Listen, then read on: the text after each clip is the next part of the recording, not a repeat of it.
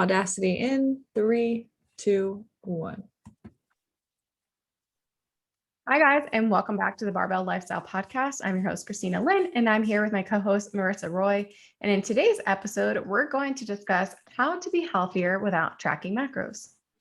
Yeah, and it is probably the earliest we've ever recorded. I know the earliest for you because you're 2 hours behind me. So right now it's like 7:30 in the morning, 9:30 for me. And you were up early today, right? Yes, I was up at like 4:20 in the morning to drop my husband off at the airport. He's going on a long trip to Montana, and then I'm going to, in 11 days, drive out to Montana, which is about a 20-ish hour drive to meet Oof. him. Yes, and then we're going to turn around and then drive home. Oh boy. I know. So everyone's probably like, well, why are you doing that? But we're going to go hit up a bunch of national parks on the way home. So we're really excited. Oh, cool. So you'll like break up that drive home. Yeah. That sounds a lot better, in my opinion. Yes. So it's going to be a lot of fun. I'm really looking forward to it. But with all that being said, I am tired. So we're going to try our best to not let that show today, but I think this is, for your information, the earliest that we have ever recorded. Yes. So yeah, I like today's topic, especially after an episode like number 33, when we talk about social events, alcohol, eating out. We touched on this a little bit with like, oh, well, if you don't want to, if you don't track macros, but you still want to be accountable for like reducing your alcohol consumption, et cetera, et cetera. But we just, a lot of it is macro based because that's a big part of our client base. And that's the method that we use to coach most of our clients. But I think today's episode is really, really important because there's a big push and a big movement for a lot of people to get away from using numbers and depending on numbers to reach their goals. And I think this is really important for the sustainability aspect of anyone's journey, because ultimately you can't expect yourself to track your macros every day for the rest of your life. You're not going to be 80 years old, like weighing stuff to the gram on a food scale. I mean, like, I'm sure there's someone out there that does that, but for 99% of people, that's just not the reality that you're going to live in. And so we're going to talk today about a bunch of habits that, we should still be using if we're tracking our food, but ultimately just like good principles to go by if you are transitioning away from tracking macros, if you never have before, but you're just looking for some guidance, or, if you are trying to maybe just implement better cues with yourself rather than just depending on numbers for guidance. Right. So I think, yeah, like you mentioned, it's really important to talk about how you and I, even though we do track macros and have periods of time where we track kind of more intuitively, that tracking macros is a skill. And so what we learn from tracking macros is, like you mentioned, portion sizes, how to eat throughout the day in order to reach our goals. And so we can kind of shift into a more intuitive approach. And so I think it's important, though, that everything that we talk about, we still utilize while we are tracking macros, but you can use what you learned from tracking macros and implement that along with what we're going to list out today.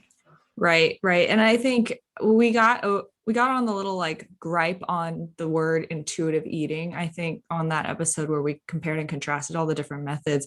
But I think it's kind of important to make the distinction that when you are making this transition, right? Like, this is something that I have a lot of my clients do, is we track and then we move away from it. And the default way of talking about it is intuitive eating, because that's just like what's trendy right now. That's what people call it.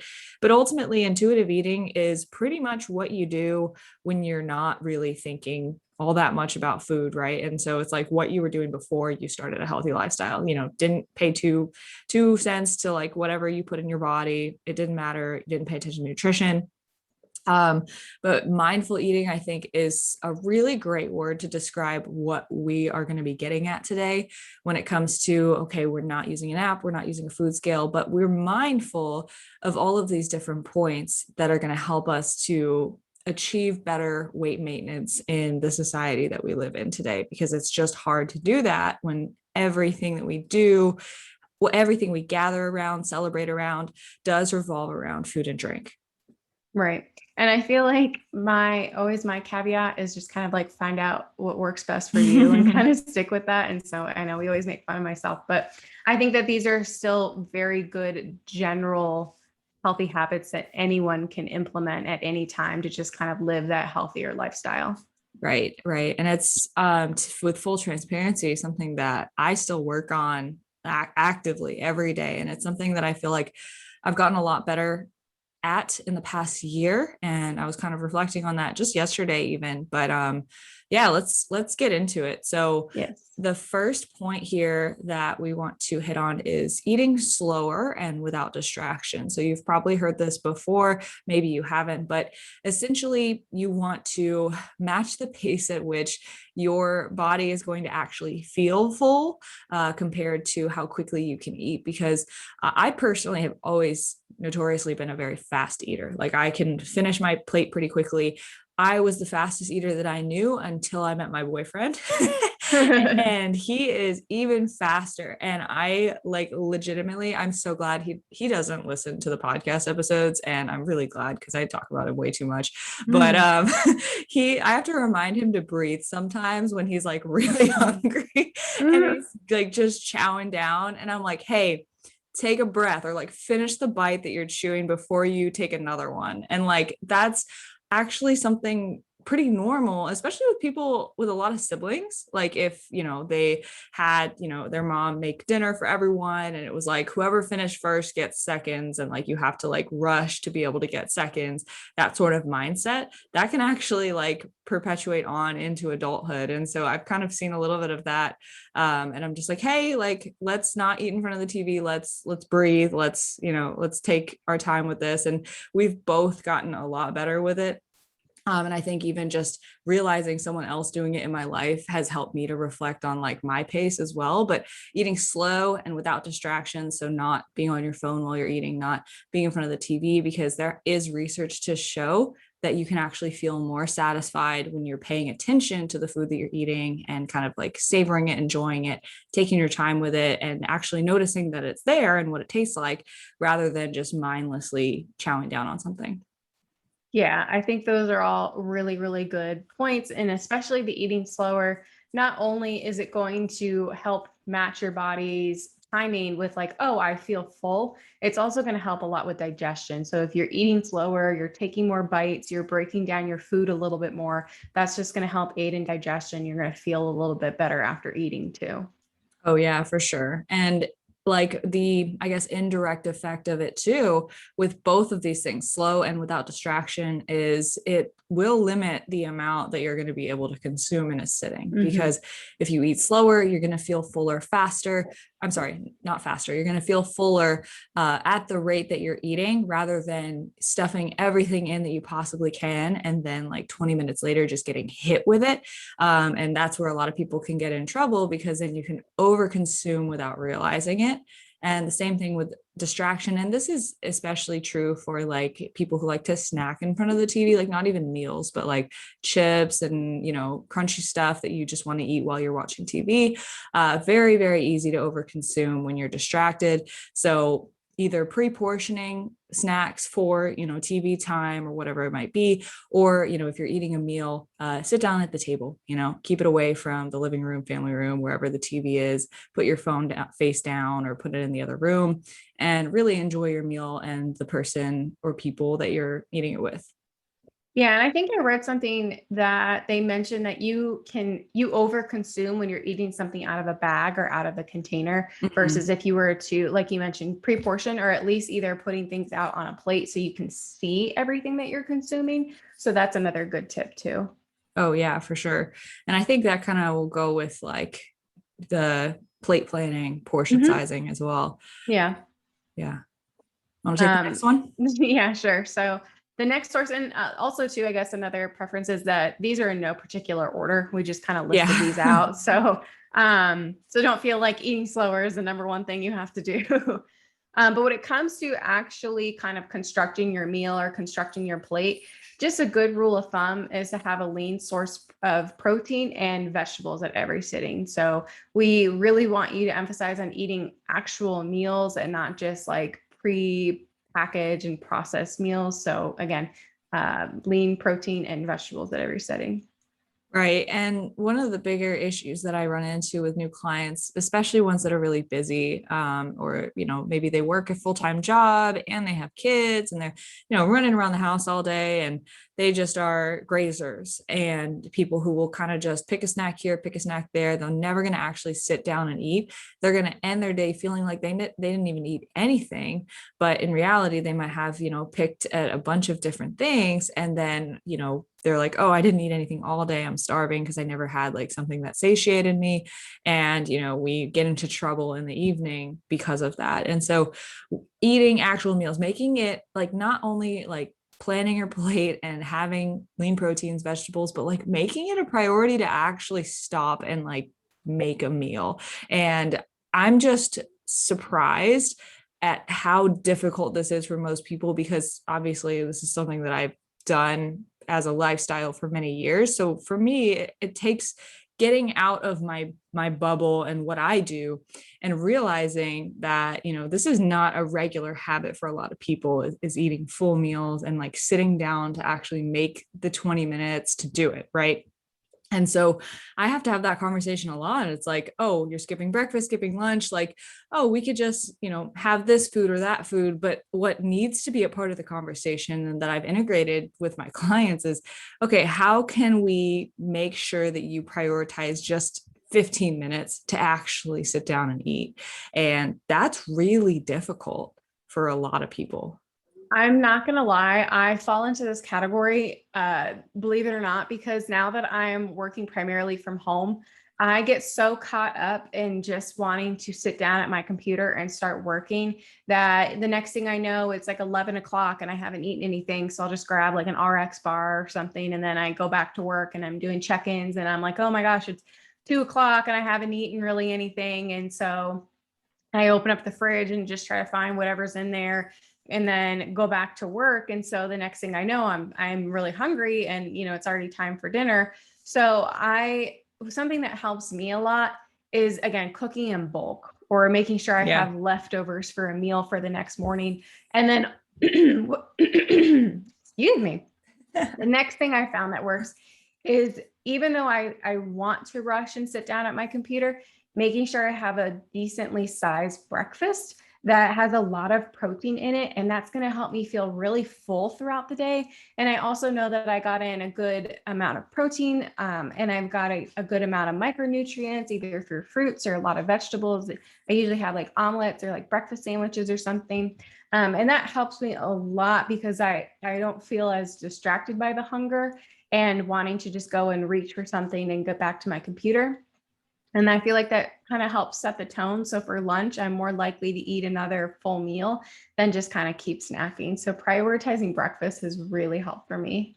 Yeah, for sure. And just like you said, making sure there's a good amount of protein in it, making sure you have fruits and vegetables, those things that are going to keep you full, energized, and actually productive throughout the day. I feel like the whole concept of like a morning routine goes really well with that, because Yeah. I've had the conversation a number of times with clients who are like, well, I just, I roll out of bed, I walk the dog, and as soon as I'm back, I just feel like I have to get on my computer. And what I really like to analyze there is like, do you actually have to get on at that very second? Like, are you waking up with like little to no time in between your time to log on and, the time that you woke up? If so, then like maybe that sense of urgency is there, and we need to plan for, okay, what's something that you can have, like just maybe a protein shake to sip on while you start that morning routine with work. Or do you actually wake up with a decent amount of time? And are there other reasons that we're not getting in a meal there? And so kind of breaking Right. down what that cycle actually looks like for people can be really, really helpful. Because a lot of times what I find is that there's a lot of idle time scrolling on the phone while sipping a coffee, and a lot of, just time in between that could be used more productively for something like actually prioritizing a breakfast. Right. And if you are that person where you do have to log on early, or if you have to leave your house, I mean, because there was a point in time where I had to leave my house before, actually at like 7:30 or 6:30. And so I woke up at 5:30 and I didn't really have time to do anything other than get ready and get myself out the door. So something that was really helpful, and something I tell clients, is make yourself a breakfast smoothie the night Yep. before. So you just grab and go in the morning, and it's something that's going to, again, keep you full and keep you energized. So you feel like, you're not just spinning your wheels and you go home and you're starving because you haven't really eaten anything. Yeah, yeah. I'm also a big fan of the overnight oats for commuters. So like you bring that in your bag or like your lunch bag or whatever, and then just open it up, have it at your desk instead of, trying to make an extra hour at home before you leave for breakfast, right? Yeah, definitely. Yeah, I think the final thing to hit on with this is, having lean protein vegetables, how much. So, if you're not tracking macros, it's a good idea to use like your hand to estimate portion sizes. So, I have a post on this as well that I was like referencing to write this outline. But with with protein sources, you're going to want to have about a palm size, or as for women with smaller hands, I would say like a small fist as well. Vegetables, cup your hand or use a fist size. Carbs, do the same. And then like for fat sources, oils, those sort of nut butters, those sorts of things, use the size of your thumb. And essentially this can just help you to keep portion sizes in moderation, make sure you're getting enough of the right things and not overdoing other things. And in general, like if you're choosing like mostly whole foods, then it's not going to really be a problem in terms of over consuming, but just especially with the protein, making sure you're getting enough. The recommendation on like some of the infographics that I've seen is the palm size, but sometimes I'm like, that's not enough for a lot of people with goals to build muscle and lose body fat. Like sometimes their protein goals are a lot higher. If we use our palm size, we actually might not be getting enough. So I think of like a small fist, a deck of cards, that sort of thing. Yeah, really, really good rules to go by. And another thing, just to touch on real briefly, is to make sure you're prioritizing your micronutrients, so your vitamins and minerals. And so, an easy way to do that is just eat a variety of food sources, and kind of like this rule, or not a rule, but eat the rainbow. So, lots of different colors of fruits and vegetables, and that's going to help you just feel so much better throughout the day than if you were just to eat packaged and processed foods for every single meal. Right, right. And like we also definitely support the use of a daily multivitamin, but if you are, using all mainly processed packaged foods and then slapping the multi on as a band-aid, that's not necessarily the same thing. As I like to think of it as, eat a variety of foods, try to eat the rainbow, and then use a multivitamin as an insurance policy rather than a band-aid, and just make sure that anything you might be missing from your diet, and hopefully those things are minimal, you can then cover with a good multivitamin. And that's kind of the way I like to view it. Yeah. And so I think when we talk about eating the rainbow and eating packaged versus, or packaged and processed foods, something that you can do when you go grocery shopping, just again, a good rule of thumb, is to shop the perimeter of the store. So the outsides of the stores are going to be like your meat and deli department. They're going to be, you guys, your fruits and vegetables and all of those things. So shopping the perimeter is going to be kind of a good way to pick up those foods that you do need. And the insides of the aisles, are a little bit more of like your sauces and your canned goods and packaged, cereals and things like that, which are not saying that you shouldn't have, because we are going to touch on another rule of moderation, not deprivation. But again, just an easy rule of thumb when you're grocery shopping. Right, right. And like that should be the majority of your cart, but of course there's things like in the aisles that we pick up as well. Yeah. But yeah, the fruits, the vegetables, the starchy carbs, proteins, eggs, dairy, yogurts, all on the perimeter of the store. And then, fill up your cart with that stuff, then go through the aisles. Also, don't shop hungry. Like it's so dumb because like people know this and they like joke about it all the time. Like I know everyone's like, oh, like I shouldn't be shopping hungry, like look at all this stuff I'm putting in my cart, but like actually practice that, because like go after you have a meal or go after you've gone out to dinner or have eaten a good meal, because it makes such a big difference. And I will say, like, you're still gonna have like those moments when you walk by something, you're like, ooh, I really want to put that in my cart. I really want to take that home, like that, 15 pack of cookies or whatever. I made like a reel on that the other day because we brought home like a 15 pack Wegmans cookie tub. And I was just like, I need to put this in the pantry. Otherwise, I'm going to eat all of them. But like for those sorts of things, really difficult, but easier to not put in your cart when you know it's not going to serve you if you are not shopping hungry. But yes, the perimeter is a really great way to just fill up your cart with the things that you know are going to help you reach your goals. And I will sometimes, I'm not gonna lie, if I am not able to grocery shop beforehand when I'm not hungry and I'm starving, like I've just gone to the gym, I will run over to the little protein bar aisle. I'll grab a protein bar and eat it as I grocery shop. I mean, you just pay for it afterwards, but it's not a big deal if you go and grab something like that and eat it while you're walking around the store. It was, I just remember it was super like when we were all having to wear masks, I remember having to do that and like having to like eat and then put my mask back on and like go around the kitchen and eat and but yeah, that's something that I'll do if I really am that hungry and can't wait until I get home.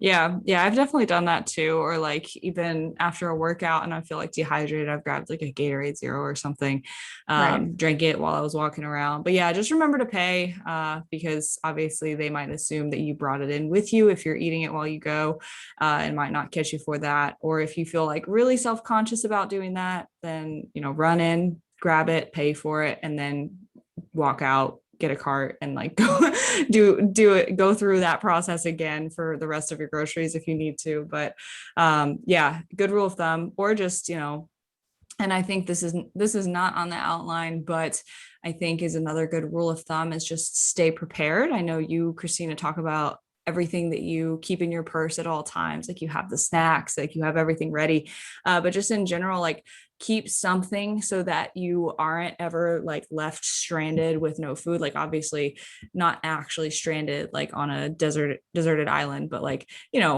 somewhere where you're running errands and it's been hours since you had a meal, right? Or a snack. And so having something that can just kind of hold you over. Personally, I keep like a scoop of protein in one of my little funnels in my gym bag. So if I forget to pack, say, my post-workout shake, then I have a backup. Or if we need to go run to the store after the gym or something, I have that protein that I can just put in my shaker that I've already been using, chug that, and then just be held over for the next like hour and a half. Yeah, definitely. And that's why I always recommend clients getting the little sample packs of protein too on the core website.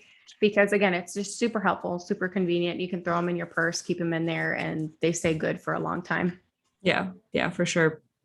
So I guess the next thing that we wanted to talk about is paying attention to your hunger and fullness cues.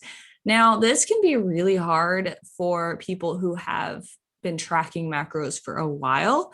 And it's actually something that I have to revisit with clients when, they've been tracking macros for a while, because there can be a point where, you track your food and sometimes you're not hungry and you eat. Sometimes you are hungry and you don't eat. And you're basically kind of training yourself to not follow those signals. Now, I wouldn't say that's best practice, because I do think that you can track macros and listen to your hunger and fullness cues and plan that appropriately, but that just takes time and work. And someone who's a beginner and learning this for the first time, say with a coaching package with us or something, that's probably not going to be the case. There's going to be a day or multiple days where they forget to eat a meal or two, have 1,000 calories to eat at night, and they're wondering, do I really have to eat all this? Like, I'm not hungry. So, how do I manage this? And I've gotten that question before too. And my answer to that question is, in the context of you're tracking your food, you have a specific goal, you have these macronutrient goals for a reason. Yes, there is a reason that we're trying to get in all of this food every day. Now, if you've completely forgotten to eat and neglected, just meal timing and spacing that day, is it the worst thing in the world if you come up a little short? No, but what we're trying to do is teach the principle of eat evenly spaced, well-balanced meals across the day, and that will help you hit those totals. And so when I have someone that's transitioning away from tracking macros. This is really important because someone who has, and this is kind of getting away from the topic, but leading back into it, someone who has been tracking, but has kind of been abusing the system in a way of like, they track, but they kind of just eat however and whatever they want across the day with no structure to hit their goals, is going to have a really hard time transitioning away from it because they don't have a regular schedule, and therefore their hunger and fullness cues probably aren't regulated. Because one really big benefit of just kind of eating regularly and on a regular schedule is that you get hungry around the same times, and then you have a meal that's roughly the same size as all your other meals, and you get kind of equally as full depending on, you know, what kind of phase you're in. So paying attention to those cues while you are tracking is important, to pay attention to those cues and listen to them when you're not. But if you have no context like that, just start to tune in. And I've actually been doing this with a couple of clients who have like just started with me, and they have, it's the context of the person who has tracked before and has a lot of hesitancy towards it, and they're like, I just don't know if I want to count everything that I put in my body all the time while I do this with you. So I say, okay, why don't we try just tracking your protein or just hitting a specific protein goal? And then I give them the hunger fullness Likert scale. And that's a scale of 1 to 10 of how hungry or full are you. Number five on the scale is, you know, I could eat, I could not eat, and I'm, you know, not hungry and not, you know, full either. 10 is like past Thanksgiving full, like I feel sick, I want to throw up. And 1 is like my stomach is eating itself, I think I'm going to die. And so using that scale to basically regulate, okay, listening to my hunger between meals and just tuning in, paying attention. And this is where that mindfulness aspect comes in, mindful eating, really thinking before you're about to grab something to eat. Am I hungry right now, or am I eating because it's a typical lunch hour? Am I full right now, or am I, you know, eating because the food's just there and left on my plate? And really, really, really tuning into this, especially in social situations, especially, you know, with indulgences. And like I said at the beginning, this is especially something that I've been working on and have been really, really trying to get better at lately. And I will say it's benefited my ability to actually like increase my daily macro intake and maintain my weight really well, because I'm getting away from that all or nothing mentality. I'm getting away from overstuffing myself. I'm getting away from even letting myself get too hungry in between meals. And it's a skill that like you're honestly constantly going to have to work on, but paying attention to those cues can be so beneficial in literally any context. I'm really glad that you brought up social situations, because when you were talking, I was thinking about how a lot of people struggle with eating out at restaurants. Yeah. And a lot of times it's just because, well, they put the bread basket in front of me, or this person ate this and they didn't finish, and so they gave it to me, they offered it to me, or they ate dessert and I really didn't want any, but it was there. And so, you know, I felt like it was my, you know, last chance, or I felt like when I ate this, well, I already went over my macros, or I already, you know, broke some rules. So I'm just going to say F it and just continue eating whatever. And so I think that trying to switch from, again, listening to your hunger cues and your fullness cues, and then also realizing that in social situations, it is not your last chance. Like the restaurant is always going to be there. You're going to have another date night. You're going to have another happy hour with your friends. So it's okay if you need to take a to-go box, or you don't finish your food, or if you don't want dessert, no one's forcing you. You don't need to eat it. And we've talked about this before. I'm a big foodie, and so I love just having like a little bite of everything. And that can, like, obviously I can eat. Marissa and I, we can eat a lot of food. We can put away a lot of food. But I've learned over the years that yes, while I can do that, that doesn't mean I have to. And so just having a couple bites of something and being satisfied, rather than just feeling gross after eating this huge meal and just feeling like way too full, like having to unbutton my pants and like all this stuff. And this is something that I work with a lot of my clients with, and I know Marissa, you do too, is being able to go out to eat without guilt and without feeling gross after. Yep. Yeah, for sure. And just like what I really like to hit home is leaving a restaurant or leaving that social situation feeling proud of the way that you handled it. It doesn't necessarily mean that, you left that social situation perfectly, hitting your macros or perfectly sticking to your diet, whatever that means to you.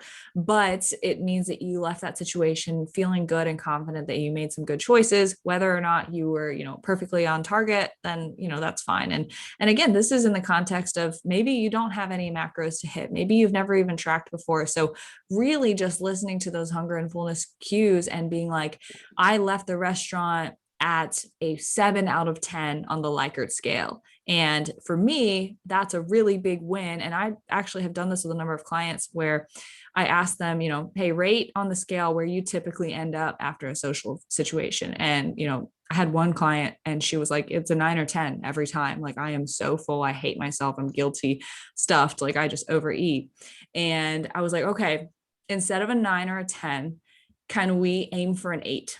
The next two social situations. And then we got an 8, then we got a 7, then we got a 6. And we were able to just bring it down over the course of a couple of weeks by just paying attention and really trying to honor those cues.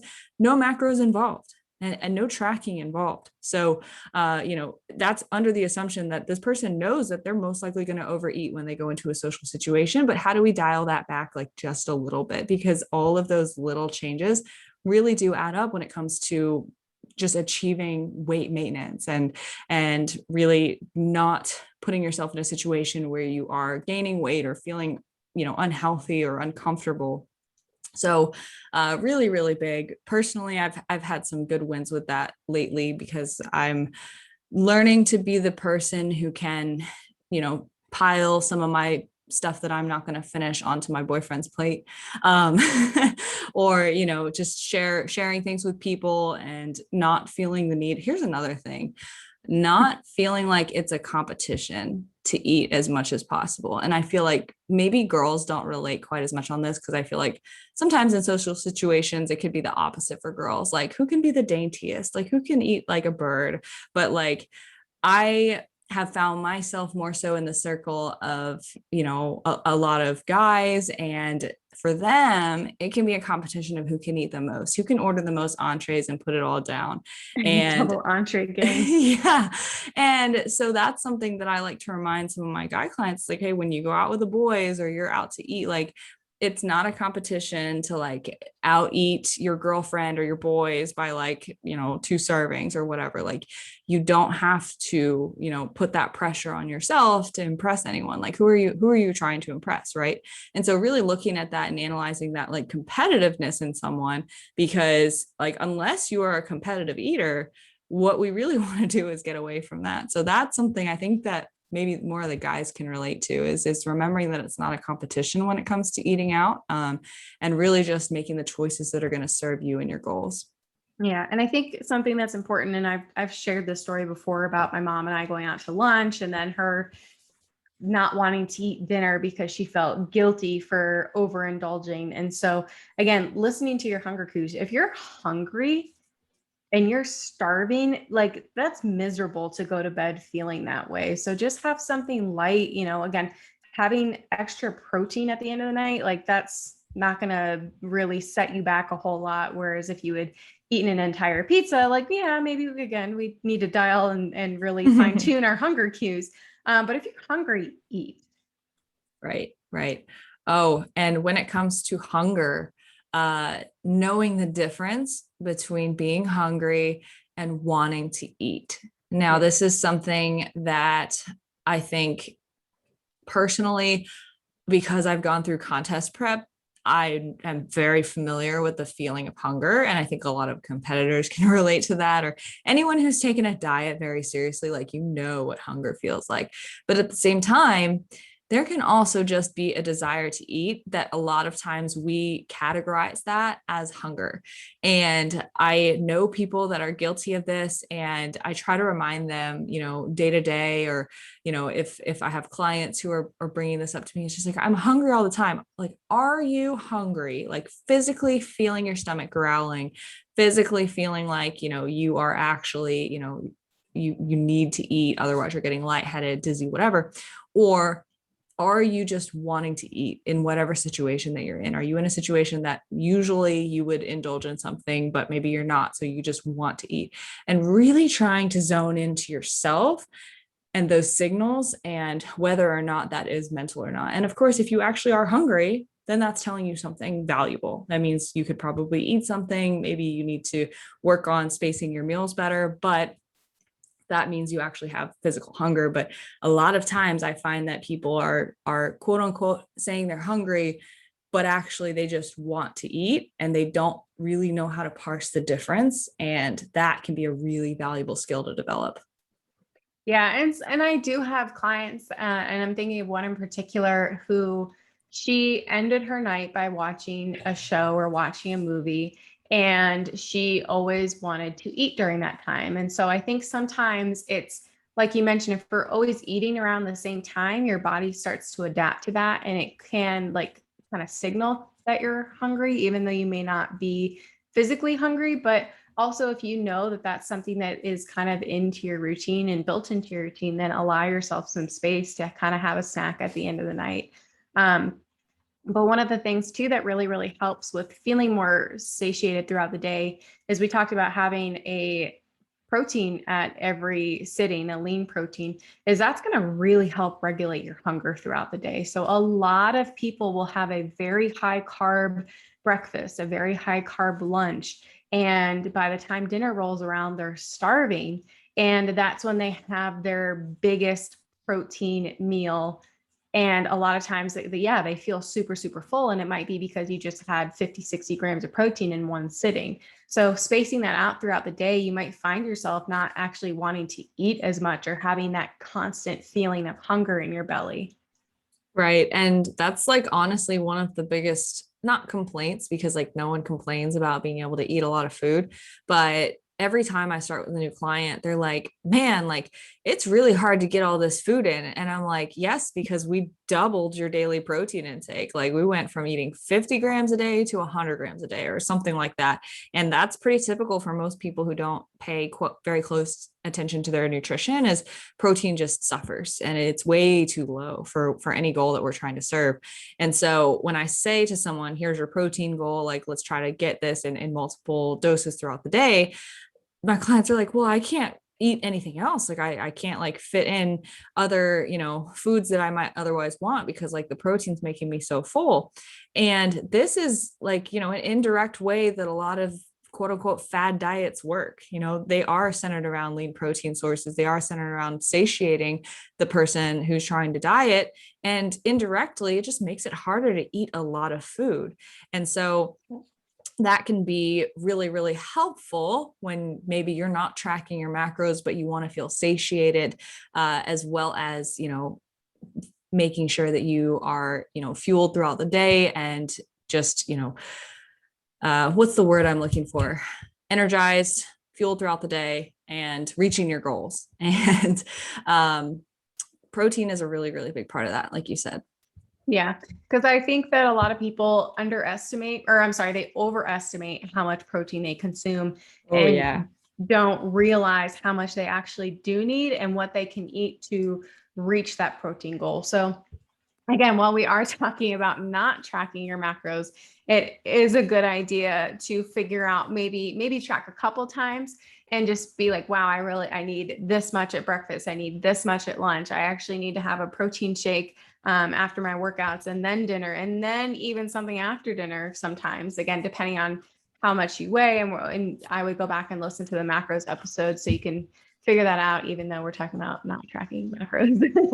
Right. So if you're not tracking though, like here's a general rule of thumb. You want roughly a gram per pound of body weight for grams of protein per day. So if you weigh 150 pounds, you want roughly around 150 grams of protein. If that's really difficult, try for 0.8 times your body weight. So it might be closer to 120, 130, but essentially a little bit below up to your body weight in grams of protein.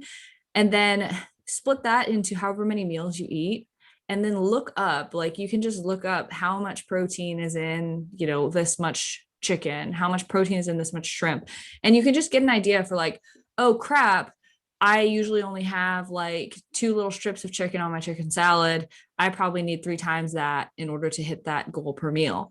And then you can visually assess. And you don't necessarily have to use a food scale for it. You don't necessarily have to use an app for it, but it does help to kind of look up, get a concept for like, okay, how much protein is actually in these foods, and just getting it regularly throughout the day.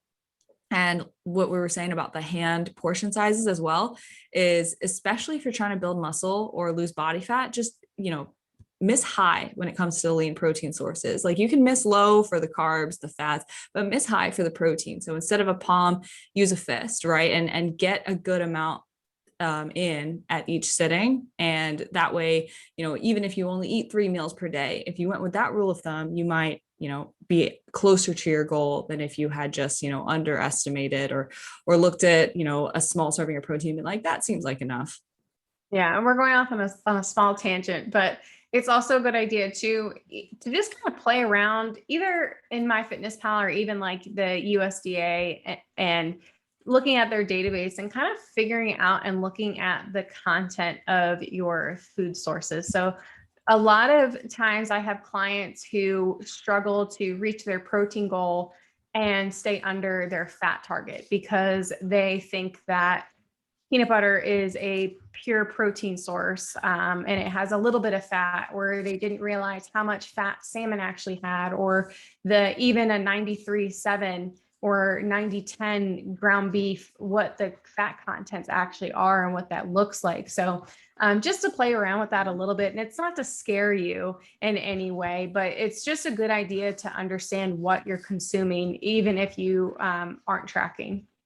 Right, right. And I think in some ways, like if you choose a fattier meat, if you really are tuning into those hunger and fullness cues, you're gonna be fuller for longer. So, let's say you're doing this completely no numbers, just, principles of nutrition, lean protein, vegetables, using your hands to make portions, shopping correctly.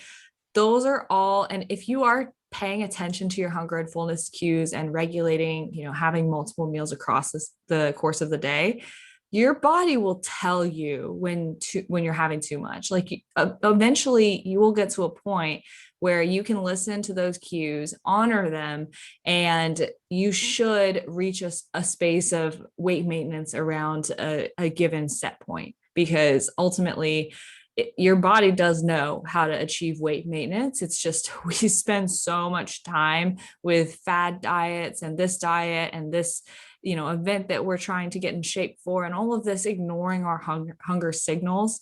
And especially bodybuilders, like we kind of have to do that. We have to manipulate our intake and ignore our hunger signals at certain times in the journey, and it can be really hard to get that back. So if you're in a place where like that's just really hard for you, understand that you do have to eventually give up that sense of control and trust your body, and know that your body is going to reach a set point. It's going to just maintain there as long as you are listening to those cues. You're not going to be perfect, but just literally just by doing your best and really like trying to honor those signals when you feel them or don't feel them can be enough. You don't necessarily have to track in order to stay where you are or not gain weight or whatever it is that you are afraid of happening. You can get there just by trusting your body, but doing that is harder than it actually sounds, because we don't trust our bodies. That's why we have all these gimmicky dieting methods in the industry today. Yeah. I don't have anything to add to that one. I think that was a really good note to end on, as far as that particular point. But Yeah.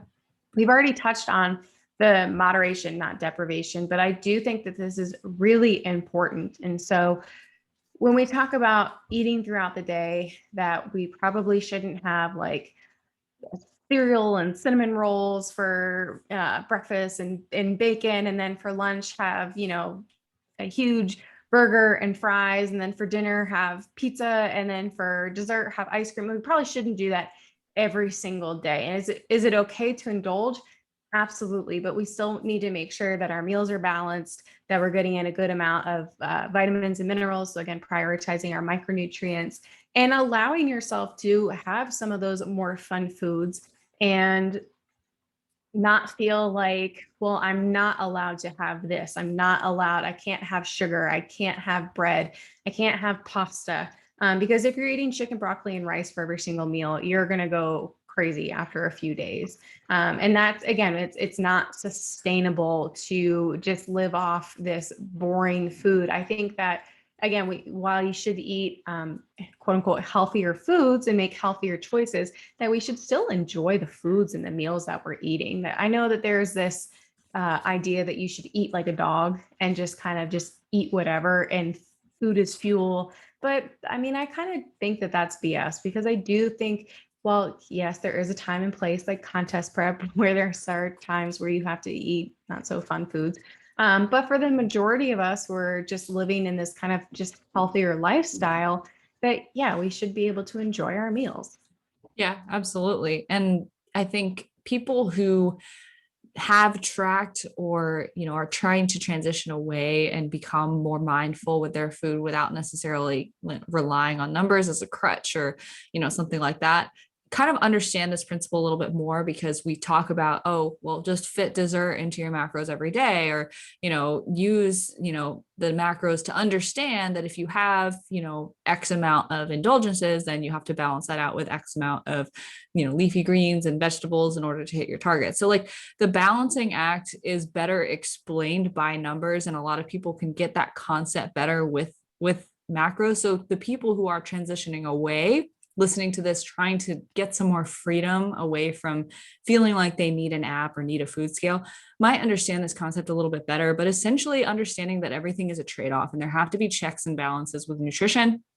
So when you indulge, understand that if you eat a heavy carb source at every meal and you indulge in a Cinnabon that evening, that you're most likely going to be overly full and you're most likely going to be over your daily maintenance needs for the day.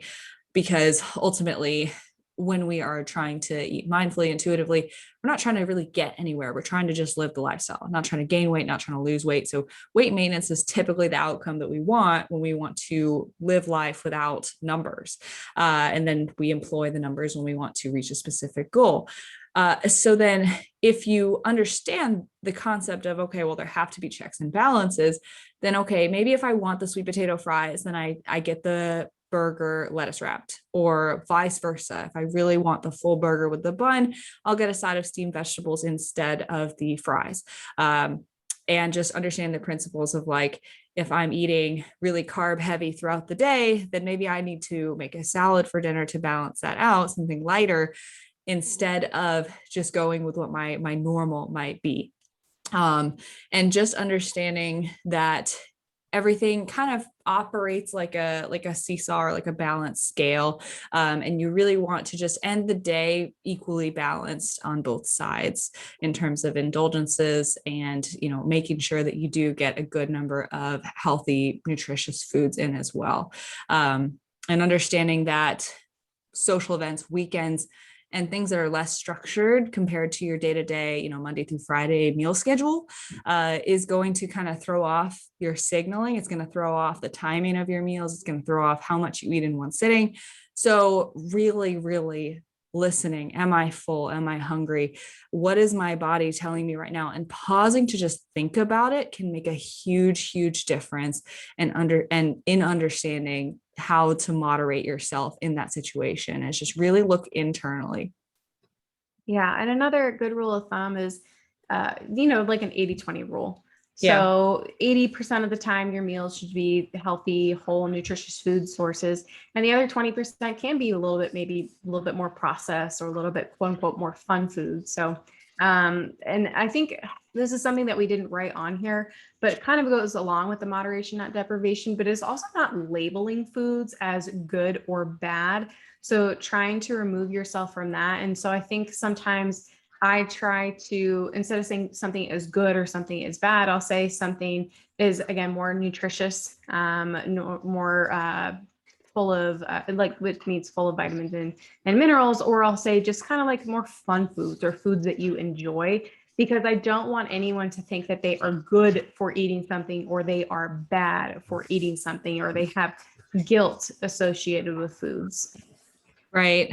And that makes me think of something one of my clients asked me the other day was she was like, is it bad if I eat, this, what was it? It was a cup of microwavable mashed potatoes. And she was like, hey, here's a picture of this food. Is this bad? And I was just like, let's analyze context here.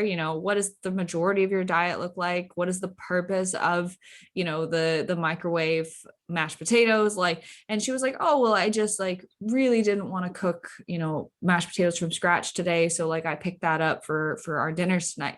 And I was like, okay, so like this is not something that you eat at every meal, like 4 times a day. And so the question, is this bad, is so binary. I was like, bad in what context? And I get questions like this all the time. And it's like, I understand it's like the client is looking for approval that they can eat these things that are maybe a little bit more convenient, not 100% quote unquote clean, whatever that means to them. But what I really try to encourage with those types of questions, I just ask a question back. I'm like, so what is the context of the rest of your diet? What do you define as bad? Why are you asking me this question? And then all of a sudden, like the client's like, oh, yeah, never mind. Yeah. Yeah, I think that's a really good. So the next one we have is hydrate. So making sure you prioritize your water intake. And again, it's something that you maybe won't drink enough until you actually realize how much you need. But it is also important to kind of still listen to your hunger cues and your fullness cues. It's the same thing with our water intake, that sometimes our body is telling us that we are thirsty and we need more water, but we don't understand, and we don't know that our body is trying to tell us this. So if you have a lot of headaches, if you have anything with hunger, if you're hungry all the time, then it might be because you're not drinking enough water. So really making sure that you're drinking from a gallon every day, or you know that you need to have 2 or 3 cups of your, gosh, my animals are driving me crazy right now, so I apologize if you hear them in the background, guys. But like a big what are these called, like Yeti. Yeah, Yetis, Contigos, or something like that, if you know that you're supposed to drink 2 or 3 of those a day to reach your water goal. So just making sure, same thing like with protein, spacing out throughout the day, same thing with water. Right. I always try to encourage like starting with maybe a half a gallon per day, because most people drink honestly little to no water and a hell of a lot of coffee, and coffee dehydrates you. So you can't count that towards your water goal, but 64 ounces per day, and then try to work your way up from there. Especially if you're active and you're sweating a lot, you're going to need more than 64 ounces. But if you just are trying to make some small changes, start with a half a gallon, nail that down every day. And then as you increase your activity level, drink more. And like Christina said, regulate your appetite, is really good for every body function. If you do have headaches, water intake will usually get rid of that, unless it's like a medical chronic migraine condition. But it will definitely help. So not much really to add there, but stay hydrated, people.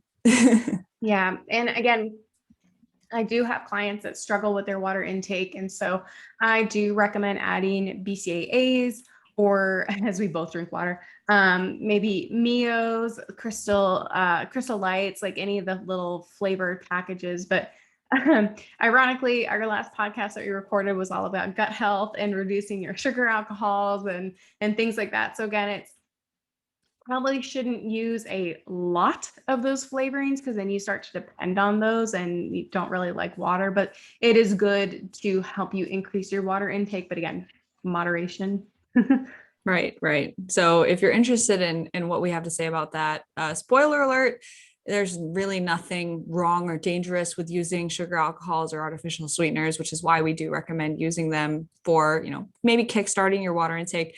But very good point about not becoming dependent on it, because that's something I personally am trying to wean myself off of being. And it's very difficult because now I don't like plain water and I'm trying very, very hard to. Yeah, for me, it just depends on the context. Like and I'm sure everyone's the same way, if they've come in from a really hot run or something like that, sometimes flavored water doesn't appeal to me Oh, at yeah. all. And I just want like some nice ice cold water.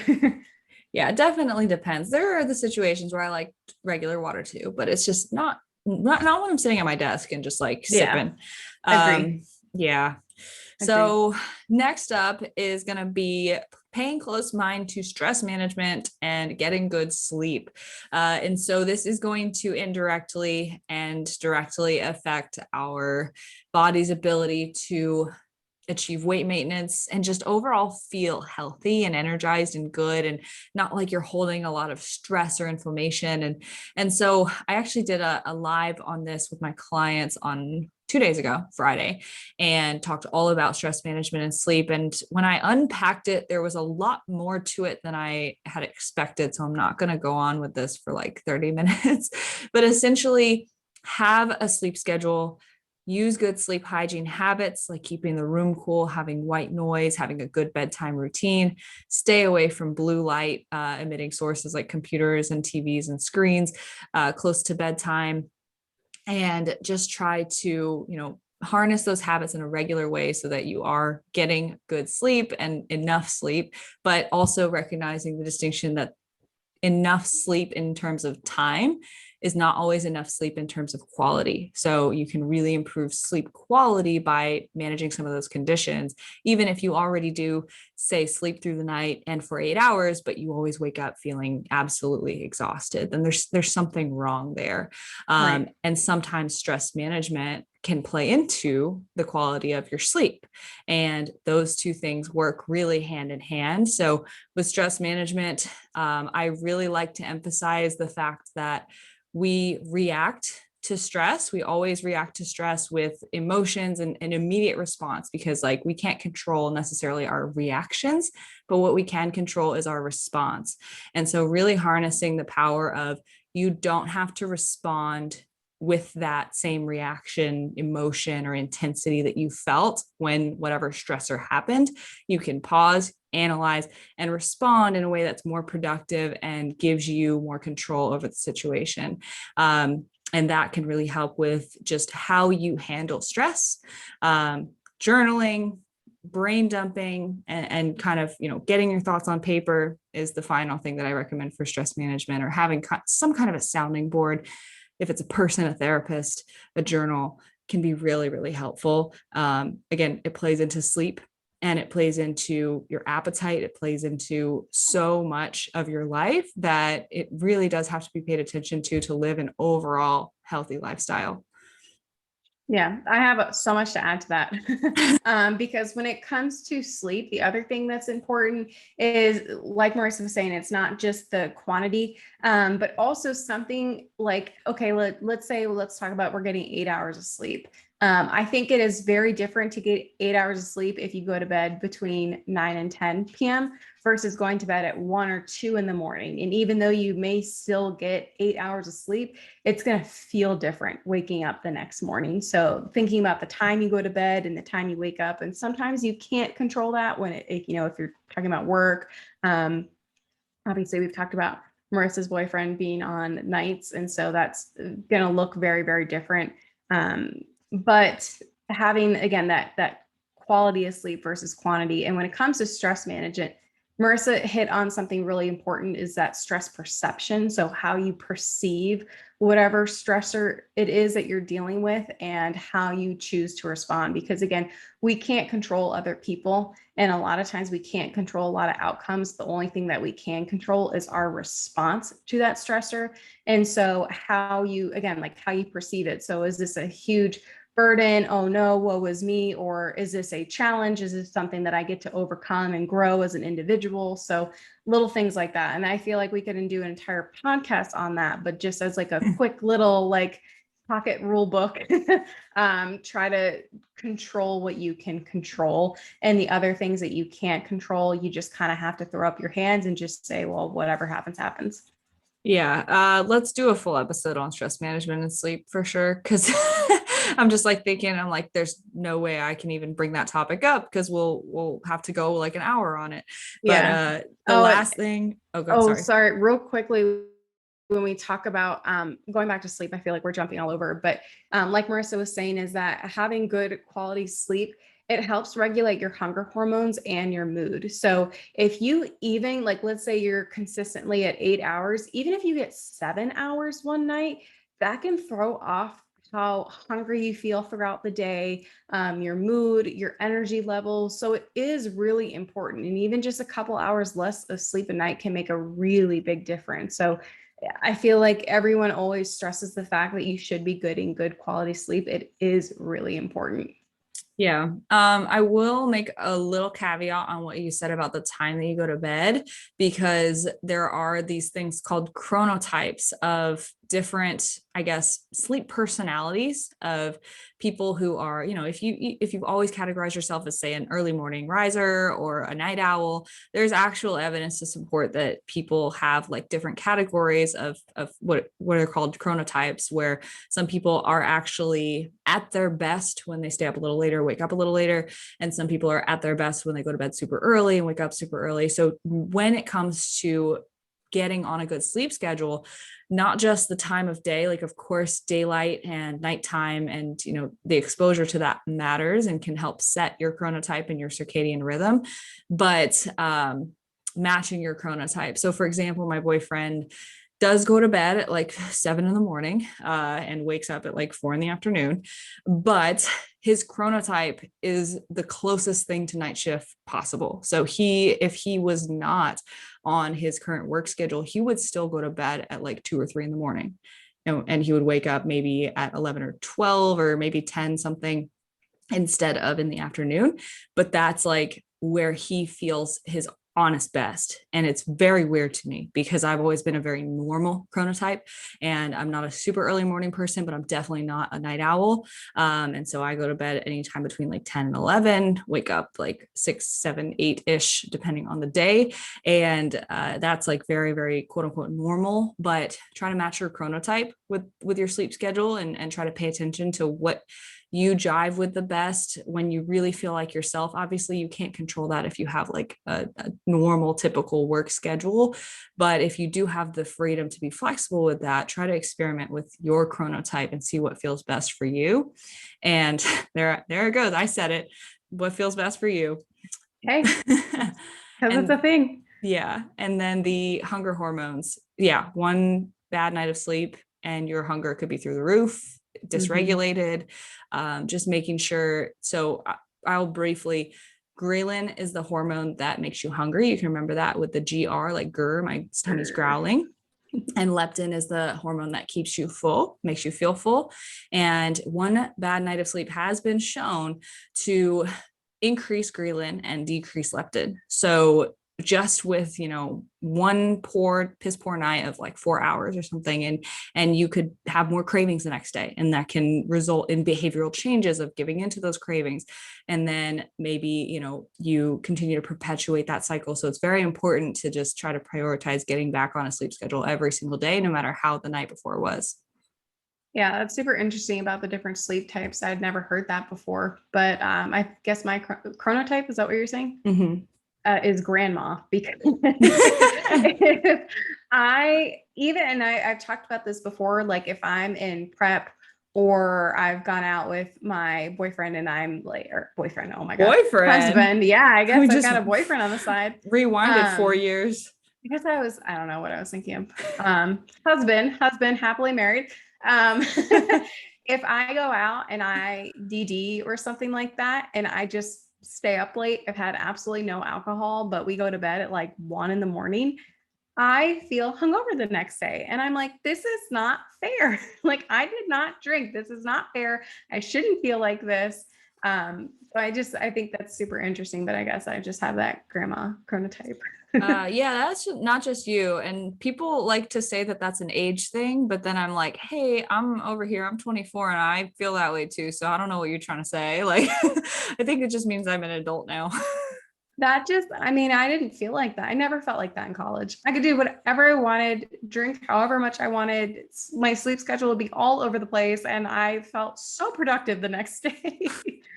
I don't feel like that now as Yeah. a almost 31-year-old. Yeah, I've always felt that way, especially like DDing and staying up till like I'll be like falling asleep at whatever bar we'd be at, and like I'd be like, just let me know when we're ready to go home. And, Like, I'm gonna go and sit in the car.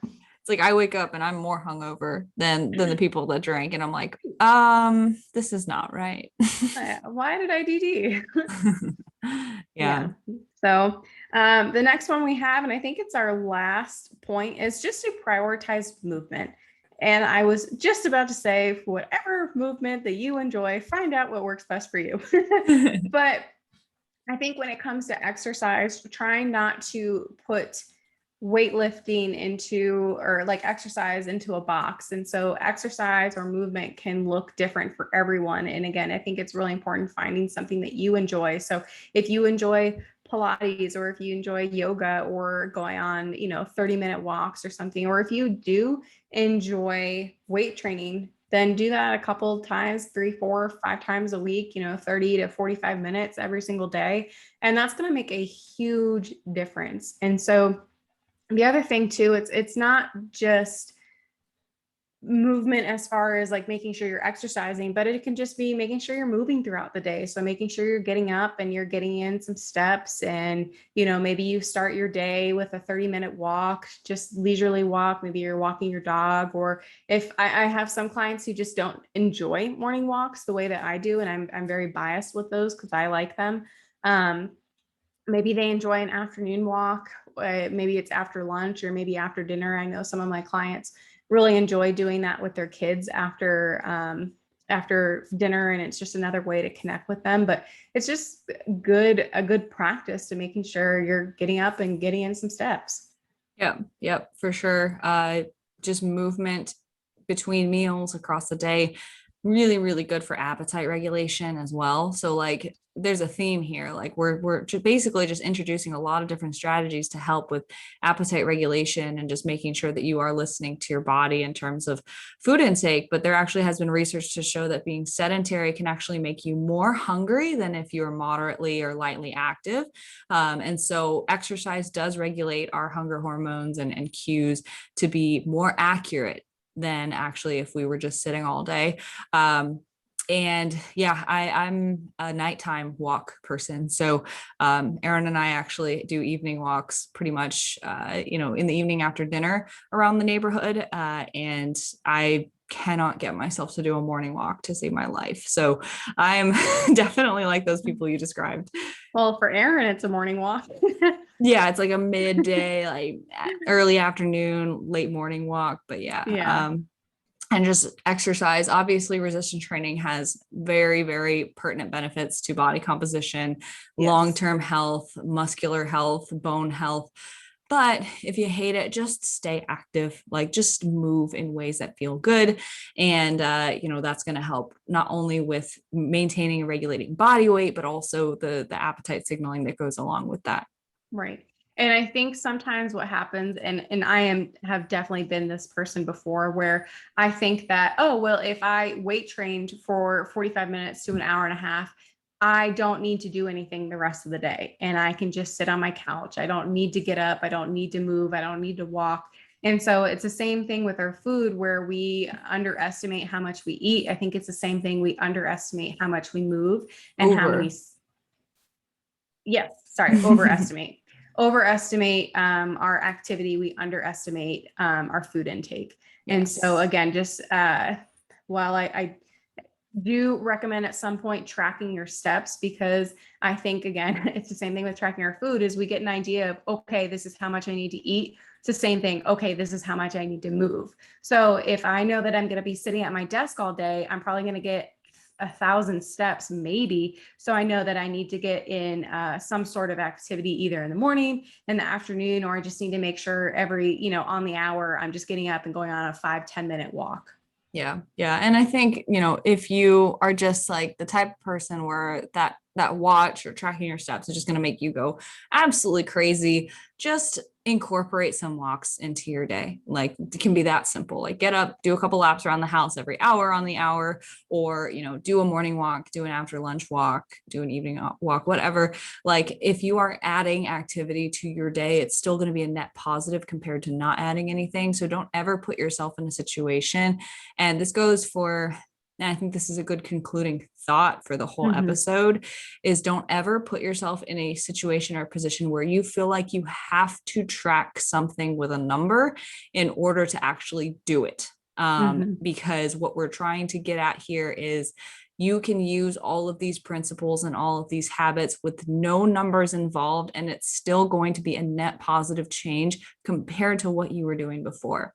Right. And so while there are more accurate methods and ways to get a better idea of how to do this and that, just utilizing the principles alone, with your best general idea of what that means to you, is still going to be a very, very big improvement and improve your quality of life and health, regardless of how much or how little tracking that you do. Yes. And I feel like while that would be a really good note to end on, just something I wanted to just insert real quickly is I think that sometimes while we do get kind of hung up on numbers, like for example, one of the things that is going around right now is, 10K steps. I have to get 10K steps.